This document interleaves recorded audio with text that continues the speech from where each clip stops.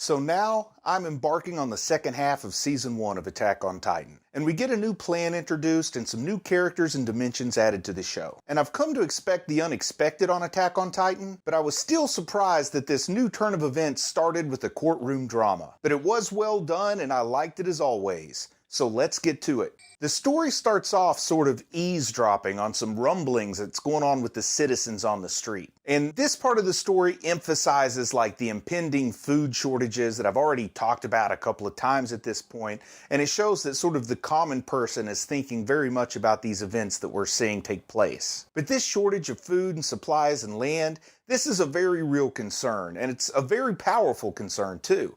Because, of course, starvation makes people desperate, and desperate people will do desperate things. Like maybe start a revolution and topple the government. Which, you know, if you're comfortable, if you're one of the people that's comfortable in your life in this world, that means changing the status quo. And of course, certain elements are very afraid of this. Like, for example, the military police. And they straight up mention that the fear of a civil war in the form of the people from the outer walls kind of revolting against those of the inner walls, well, that's really their biggest concern. And honestly, it kind of makes me think of sort of the dynamic between the Belters versus the inner planet people in the Expanse book series and TV show. So I always like those parallels that I can draw in my mind. But we do start to see a duality in opinion forming around Eren. Some see him as a curse, and I'm inferring this in the center of the power, like the military police represent power. The rich merchants in this world represent power. Those are the people I think see him as a curse. But then some see him as a savior, and I imagine that this is mostly like the refugees from the outer walls,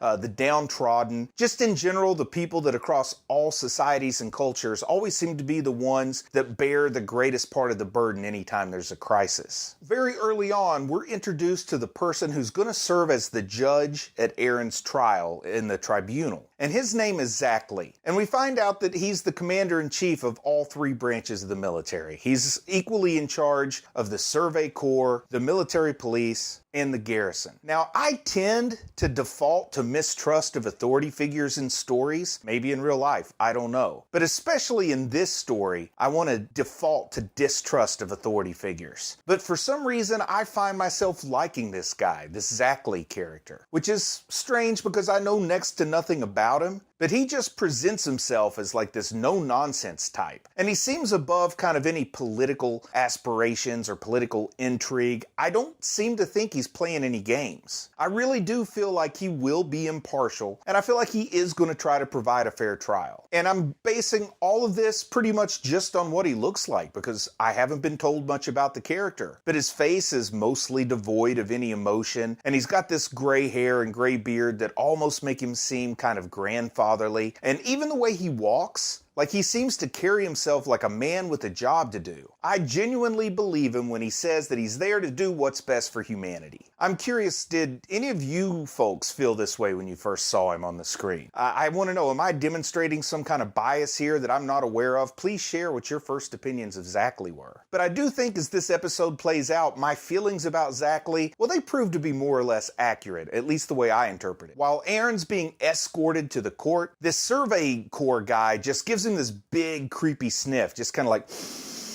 And I think this shows just how much the Survey Corps attracts these odd folks. And we'll see a few more examples of just how weird some of them are as these two episodes play out. I guess it's kind of like the Bomb Squad or something, like you'd have to be just a little bit crazy to want to do it in the first place. And hey, no offense to any Bomb Squad members, but you know what I'm saying. I do gather pretty quickly that Hanzi, this one member of the Corps that's helping escort Eren to the trial, well, I gather pretty quickly that she's definitely a bit eccentric. I'm really thinking that she's like Potato Girl, but maybe turned up a few notches, like she might be Sasha to the extreme, and I'm pretty quickly becoming intrigued with just how odd she'll turn out to be. And boy howdy, if she doesn't show herself to be quite different from the average soldier. So the stakes of this trial are made pretty clear. Eren will either be given to the military police or the Survey Corps. Pixis has withdrawn the garrison from consideration, which I kind of think is too bad because I really like the dynamic between Eren and Pixis that we saw. But one important thing to point out here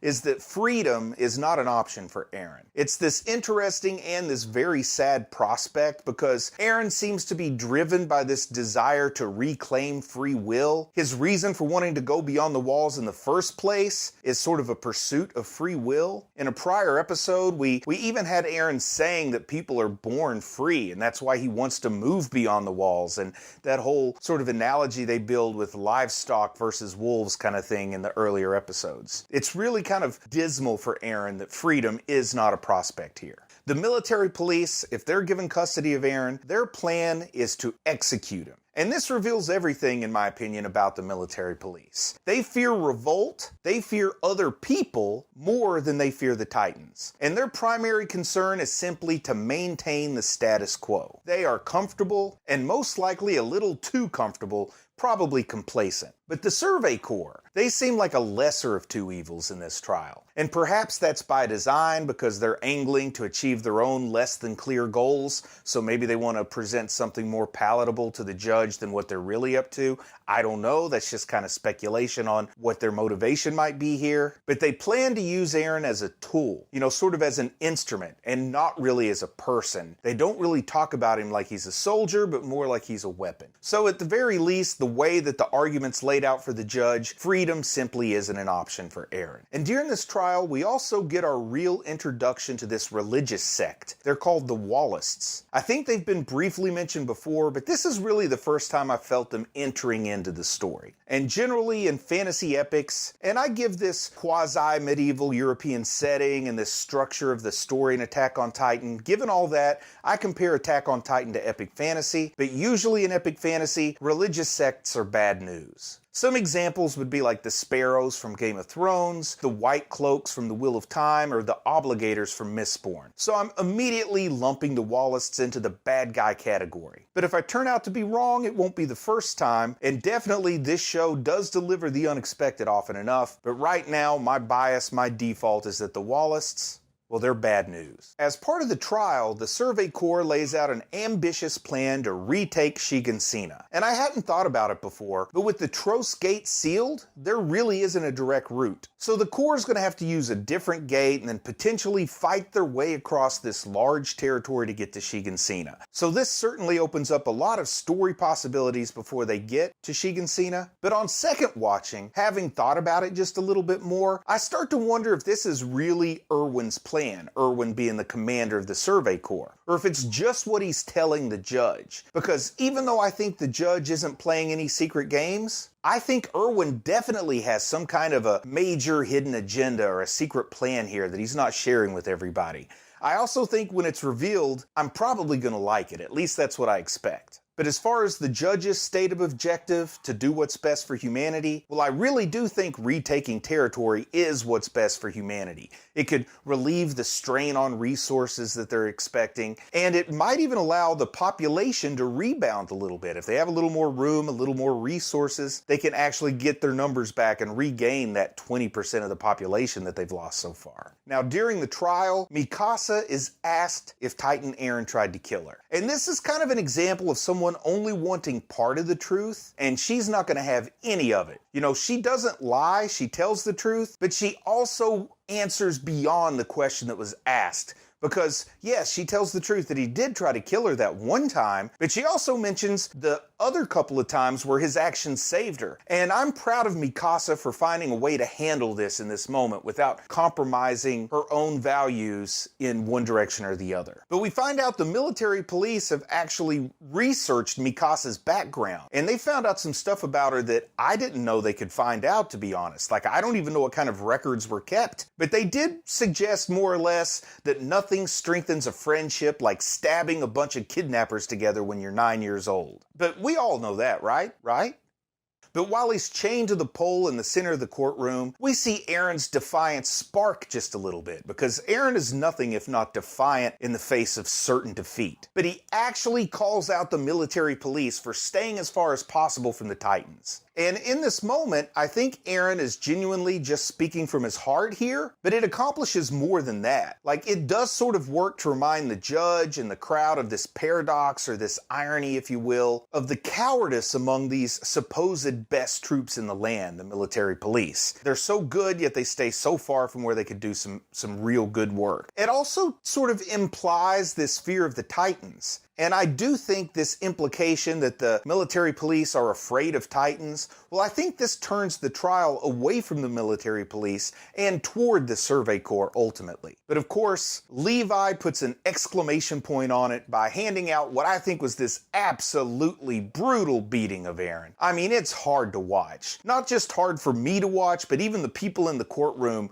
are struggling with it, and they have to turn their heads while this whole thing is going on. Really, really vicious beating to a guy who's defenseless here. But this beating, to me at least, it demonstrates three things. First, it shows that unlike the military police, Levi does not fear Aaron. Also, it shows something about control. It shows that Aaron can actually control himself. He's not like the Incredible Hulk, who every time he gets angry turns into a monster. Also, he's not like a werewolf who's at the mercy of a full moon. Aaron seems to be able to take this beating and maintain his self-control and maintain his human form. So it informs everyone a little bit about Aaron's control of himself. But it also demonstrates that Levi, and then by extension the Survey Corps, that they can handle or control Aaron as well. And this gives the judge, I think, a measure of confidence that the Survey Corps is the best place for this potential monster. If the military police can't control him, and Levi kind of points this out, he might kill all of them when they try to kill him, and then you might have like this Godzilla-style rampage in the middle of the city or something. And we're also going to find out a little bit later on that the Survey Corps do in fact have experience with Titans as prisoners. And at the end of the episode, away from the eyes and the ears of the tribunal, Commander Irwin thanks Aaron for taking this beating. And Levi comes to a sort of understanding with Aaron as well, which I think calls into question, to at least a degree, like the sincerity of the spectacle that was carried out in the court. Like, even though Aaron probably would have appreciated a heads up, I think he's not experienced enough to have pulled it off as well as he did if he was in on the ploy. So I think it was kind of important that he not know what was going on there. Episode 15 starts off with this sort of braggadocious character named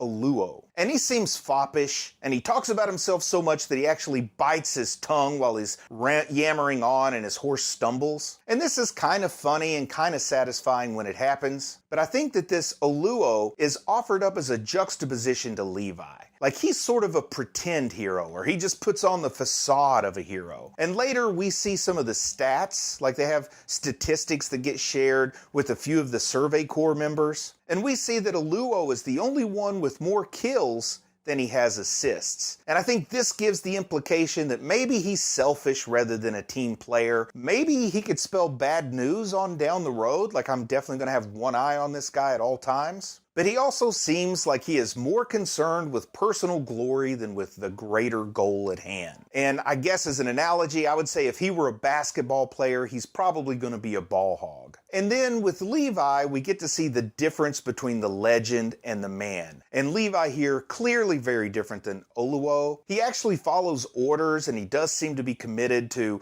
the greater objectives of the Survey Corps. And he plays his part as a hero. We also get a hint at Levi's background. We learn that he was actually a criminal before he joined the Survey Corps, and this absolutely pulls me into wanting to know what happened in his life to cause such a major change. Like, what kind of tragedy or conflict caused him to hate Titans so much that he went and joined the Survey Corps. And this might also explain a little disdain for the military police. I know that there is an OVA that's sort of centered around Levi, and maybe it answers some of these questions, but I haven't seen that yet. But I also sort of speculate about how Levi's skills as a thug, how maybe they helped him become the hero that he now seems to be. And it absolutely makes me think about possible parallels with Kelsier from Mistborn, a book series that I know at least a few of you are familiar with because I recently got a comment asking about breeze and manipulation when I was talking about Pixis in a previous video. We also get another hint that maybe this Commander Erwin is holding his cards close to his vest, because he says that it's important to show Eren's value soon to keep the military police off his tail, but Mike, I don't know if it's pronounced Mike, in the sub it sounds like they're saying Mike, but he's the sniff guy, I think. But he doesn't believe that Erwin's motivation is really what he states it is. And I think that the truth is withheld from us here. And it's probably going to drop on me like a ton of bricks when I'm not expecting it. We find out that new grads are going to be joining the Survey Corps before they set off on this expedition, and this is exciting to me because this likely means Eren is going to get a reunion. He's going to be reunited with some familiar faces. I feel pretty certain that Mikasa and Armin will join him, but I also wonder who else is going to reappear. I'm certainly hoping that Sasha, the potato girl, shows back up because I've been intrigued with her since she ate that boiled potato, but also maybe Connie. Like, I'm starting to think about Connie a little bit. Maybe Jean, like a lot of character development seems to be happening with Jean, so they might show up too. I guess I'll just have to wait and see, but those are all exciting prospects from my point of view. We see that Hanji is investigating and experimenting with the Titan prisoners. You know, in the previous video, I speculated what in the heck are you going to do with Titan prisoners? Well, apparently these aren't the first Titan prisoners. But I do think showing her interacting with these Titans fully exposes the degree of crazy with Hanji here. Like, she almost has a Tiger King vibe with these Titans. She's like the Attack on Titan Joe Exotic. I guess I can call her the Titan Queen instead of the Tiger King here. Like, she nearly gets chomped a couple of times and she just laughs it off, laughs about it like it's funny. This is a lady who truly is capable of unpredictable and unexpected things, I would say. She also appears to develop like a strange sort of affection for her prisoners. She tortures them, but then she feels bad about it while she's doing it. This is just like very complex and interesting. The way they handle this turn of events with Hanji is how they seem to handle everything. Everything seems very complex and interesting. But Hanji tells this story about a cannibalistic tribe of humans that caught people and cut them up and cooked them and ate them, and then eventually they were caught and executed. But you know, the Titans, they obviously don't understand this. At least I don't think they're capable of understanding this. So she's telling this story for the benefit of the observers. And when I say that, both the observers in the show, the other soldiers standing around her, but also for us, the viewers, the people observing through the television. But I'm really intrigued by pre-Titan history of humanity in this world. Like, I really want to know more about what was this world like before the Titans showed up. But I know this story must also serve some other kind of narrative purpose. Like, I wonder if it's some kind of allegory. But one thing it does, with certainty, is it definitely demonstrates that human cruelty to humans is much more gruesome than the cruelty perpetrated by the Titans. The humans would, like,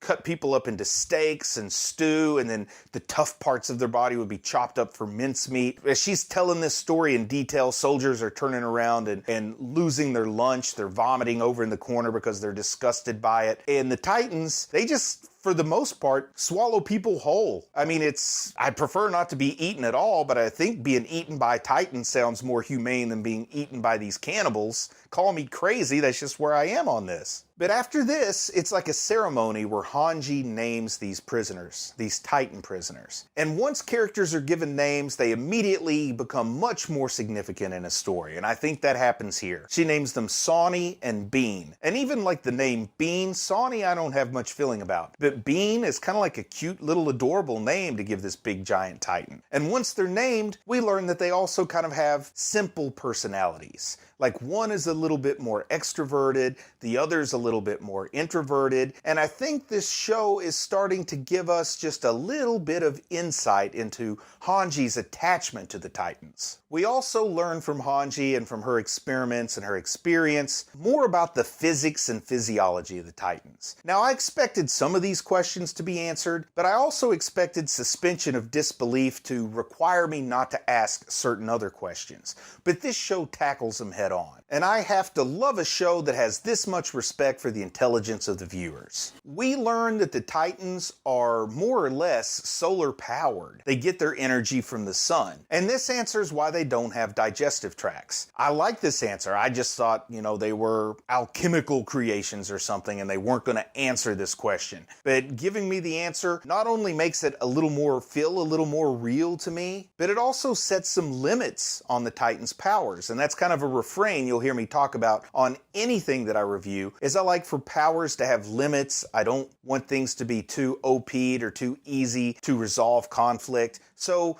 by saying that they're powered by the sun, there's an immediate limit here that they can't really be active at night. So this kind of implies to me that maybe for the Survey Corps or for humanity as a whole, that covering a lot of ground at night might be a sound or a safe thing to do in order to avoid Titans. So that's something that I think could be useful knowledge in the future. We also find out that their bodies are much, much lighter than expected. Now, I totally didn't expect the show to address this, but it did, which is wonderful. It helps pave the way for an explanation about how Eren can summon a Titan body out of what seems to be thin air, and it also maintains some laws of physics, and it doesn't just rely on the explanation being sort of a soft magic explanation. By soft magic, I mean it just happens because it happens, don't ask questions. They're actually going to try to explain it to a degree, more like hard magic or sci-fi. And by discussing that their bodies are lighter than expected, it addresses this physical principle that kaiju party poopers have been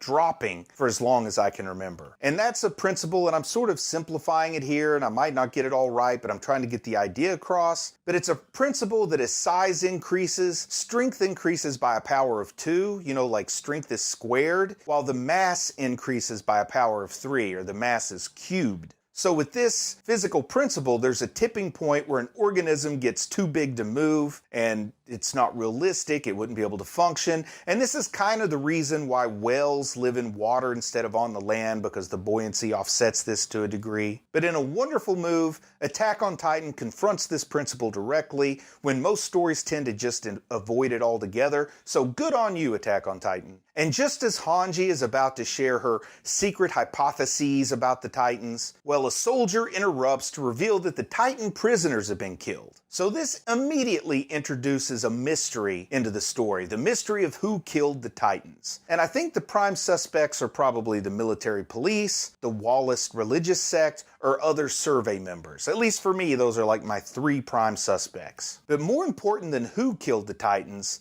is why did they kill the Titans? Because I think the motive will reveal who it was that did the act.